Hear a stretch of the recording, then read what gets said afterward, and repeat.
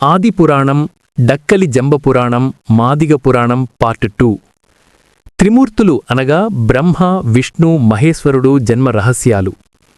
అప్పుడు ఆదిశక్తి జాంబవంతుడు దగ్గరకు వచ్చి, నా గర్భములో ఏమో గరగరలాడుచున్నవి.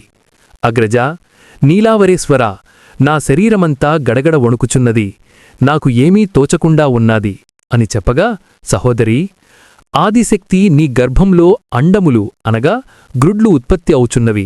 నా పాదమందున్న తామెర కమలం పర్వతం వలె ఉన్నది గనుక చక్కగా నీవు పొరవిడుకుని అండములు అనగా గ్రుడ్లు విడువుము అని ఆదిశక్తితో జాంబవంతుడు చెప్పగా, అప్పుడు తామెర కమలంలో ఆ పక్షి 3 అండములు అనగా 3 గ్రుడ్లు పెట్టినది. ఆ గ్రుడ్లను రెక్కల చాటున రేయీ పగలు దాచెను. మక్కువతో పొదిగింది.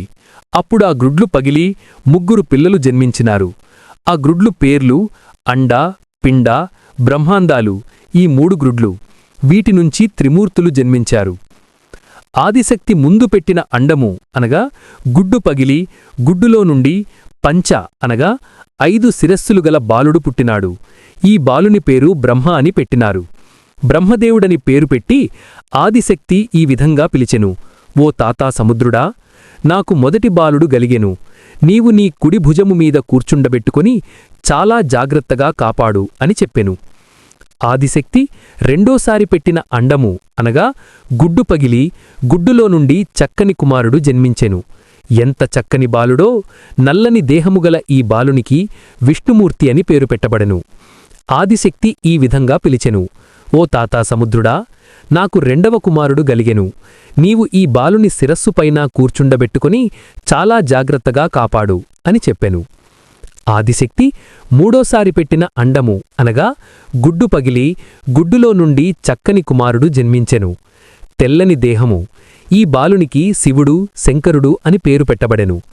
ఆదిశక్తి ఈ విధంగా పిలిచెను, ఓ తాతా సముద్రుడా, నాకు 3వ కుమారుడు గలిగెను.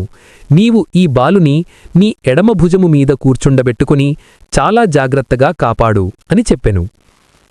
భూమిపై సృష్టి నిర్మాణం. ఇదిగో ఈ 3 పిల్లగాండ్లు ఈ సముద్రం మీద ఉన్నారు. ఇదిగో ఇక్కడ బ్రహ్మ ఎర్రని శరీరం, విష్ణువు నల్లని శరీరం, 3వవాడు శివుడు, శంకరుడిది తెల్లని సాయ. అప్పుడు ఆ బాలురు సముద్రం మీద ఉన్నారు. ఆ త్రిమూర్తులు తన తల్లిని చూచి, అమ్మా, మేం ఎంతకాలం ఈ సముద్రంలో ఉండాలి? మా బరువుకు తాళలేక ఈ సముద్రుడు వదిలినా సముద్రంలో పడి చనిపోతాము.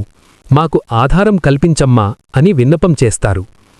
ఆదిశక్తి, అయ్యో, నా బిడ్డలు అండ, పిండ, బ్రహ్మాండాలలో నుండి పుట్టి సముద్రం మీద ఉన్నారు. వాళ్లు ఆధారం కావాలని అంటున్నారు. తల్లి, మాకు గోవు పాదమంత చోటు కావాలి. నాకు ఆధారం ఏర్పాటు చేయమంటున్నారు పిల్లలు. ఆలోచించిన ఆదిశక్తి, ఇంతకుముందు బాలుడు జన్మించిన అండాలు ఉన్నాయి కదా, ఆ పెంకులతో నా బిడ్డలకు ఆధారం కల్పిస్తాను అనుకుంది. ఆదిశక్తి ఒక 6 మంత్రాలతో తన కుడిచేతిలో ఉన్న కూబలాను అనగా గుడ్డు పెంకు పైకి ఎగురవేసెను. తరువాత తన ఎడమచేతిలో ఉన్న వాటిని నీళ్లల్లో వదలగానే ఇది 64 లక్షల యోజనముల మీదకి పోయి నేల, భూమి ఏర్పడినది. ఆ పైకి పోయినవి అక్కడ నీలమేఘం మాదిరిగా అక్కడ ఆకాశం తయారైనది. భూమి గనుక చల్లకుండలలో పెరుగు మాదిరిగా భూలోకము తయారై ఉన్నది. కాని కాలు పెడితే దిగబడిపోతున్నది. ఆకాశం కిందికి వస్తోంది. ఆకాశం కిందికి వచ్చి నా కుమారులపైన పడితే వాళ్లు మరణిస్తారు కదా, వాళ్లు ఏ విధంగా బ్రతకాలి అని అనుకుని, నాకు 8 చేతులు ఉన్నాయి. నా 8 చేతులతో గనుక నా మంత్రోపదేశంతో అష్టదిక్పాలకులను అనగా ఇంద్ర, అగ్ని, యమ, నైరుతి, వరుణ, వాయువ్య, కుబేర, ఈశాన్య అనగా 8 అష్టదిక్పాలకులను ఏర్పాటు చేసెను. ఆకాశాన్ని అష్టదిక్కుల తలమీద పెట్టి కిందికి రాకుండా ఆపిచేసెను. అయితే భూమిమీద తెల్లవారేది లేదు, పొద్దుగూకేది లేదు, రేయీ రేయే ఉంటుంది. అంతా చీకటిమయం. అయితే నా పిల్లగాళ్లు నల్లగా ఉన్నారో, తెల్లగా ఉన్నారో, గుడ్డివారేనో, కుంటివారేనో నేను చూసుకోలేను కదా. మరి నూనెలేని దీపం కావాలి. ఆ దీపానికి నూనె పొయ్యకూడదు. అగ్గిపెట్టి వత్తి వెలిగించకూడదు. ఎప్పుడూ వెలుగుతూనే ఉండాలి. అలాంటి దీపమైతే నా పిల్లల్ని చూసుకుంటానని చెప్పి శ్రీ విష్ణుమూర్తి పుట్టిన గుడ్డు పెంకులు తీసుకొని ముందుగా చేసినట్లు మంత్రం పఠనం చేసి తన కుడి చేతిలో పట్టుకుని ఒకటి ఎడమ చేతిలో పట్టుకుని ఒకటి పైకి ఎగురవేయగా సూర్య చంద్రులు పుట్టే. అయితే భూమండలం మీద వాయుమండలం, వాయుమండలం మీద మేఘమండలం, మేఘమండలం మీద చంద్రమండలం, చంద్రమండలం మీద సూర్యమండలం ఉన్నాది. కాని సూర్యమండలానికి ఆకాశానికి చాలా దూరమున్నాది. అందుకు ఆదిశక్తి శంకరుడు పుట్టిన గుడ్డు పగిలి 2 పొచ్చెలు అయి ఉన్నాది. వాటిలో ఒక సగం పొచ్చె తీసుకొని దానిని 8 హస్తాలతో బాగా నలిపి అదే మంత్రం పఠనం చేసి మన ఎదలో ఉన్న గాలితో ఉఫ్ మని ఊదగానే అది భూమండలం మీదకెళ్ళి వాయుమండలం దాటి తరువాత మేఘమండలం దాటి తరువాత చంద్రమండలం దాటి 400 నక్షత్రమండలాలుగా ఏర్పడెను. 400 నక్షత్రములు పొద్దుగూకిన నాటి నుండి తెల్లవారేదాకా మనం నిద్రపోతాము కాబట్టి అవి కావలి ఉంటున్నాయి. ఈ నక్షత్రములు కావలి ఉండటం వలన కలియుగం అగుతున్నది. అక్కడ సూర్య చంద్రులు ఉన్నారు. నక్షత్ర చుక్కలు ఆకాశంలో ఉన్నవి. అవి ఎంతో అందంగా ఉన్నవి.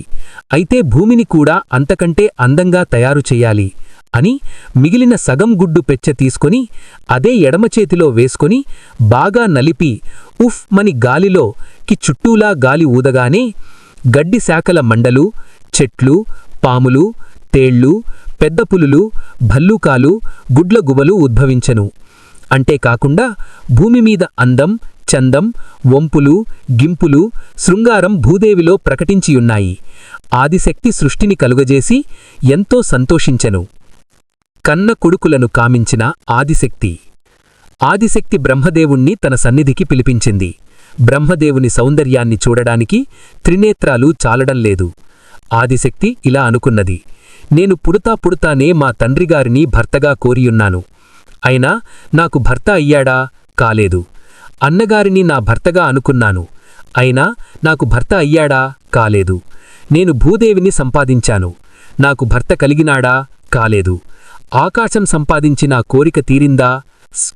సూర్యచంద్రుల రావింపజేసిన నా ప్రేమ తీరింది? తీరలేదు.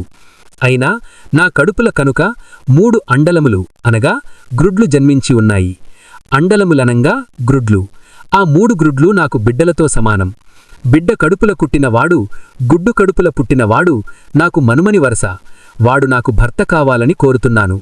నన్ను ఆలిగా చేసుకుంటే ఈ 64 లక్షల యోజనముల భూమికి నిన్ను పట్టాభిషిక్తుణ్ణి చేస్తాను.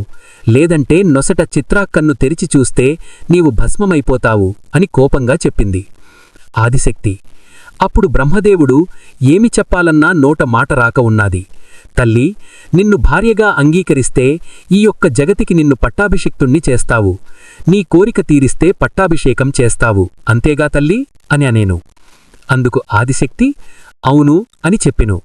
అందుకు బ్రహ్మదేవుడు నేను ఆ పని చెయ్యలేను అని చెప్పెను. అందుకు ఆదిశక్తి కోపంతో బ్రహ్మదేవుణ్ణి పర్వతం వెనక విసిరిపారవేసెను.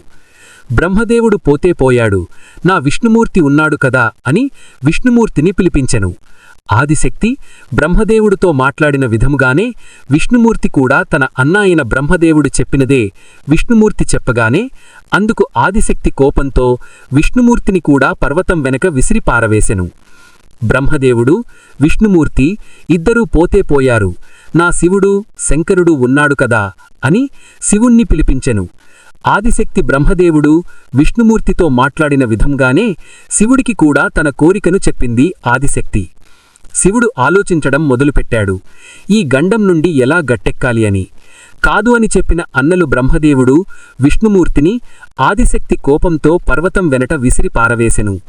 ఇప్పుడు ఏమి చెయ్యాలి, ఎవరి సలహా తీసుకోవాలి అని ఆలోచించి తెలివిగా ఆదిశక్తితో ఇలా అన్నాడు, అమ్మా, నీవు మాట్లాడిన మాటల్లో అర్థం ఉంది, అర్థం చేసుకోగలను.